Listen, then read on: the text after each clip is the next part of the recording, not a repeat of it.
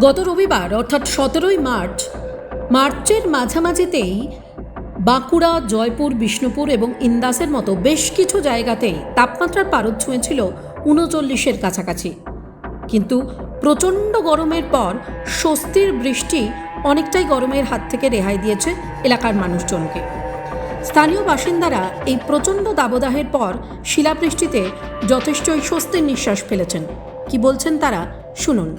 By. একটু তো কম মনে হচ্ছে আগের থেকে। আগে যেটা লাগছিল মনে হচ্ছে গায়ে খুব লাগছিল চাকা পড়ার মতো, এখন একটু নরম, একটু হালকা হাওয়া চলছে, একটু তো আরাম বোধ হচ্ছে। আগের থেকে তো নিশ্চয়ই ভালো।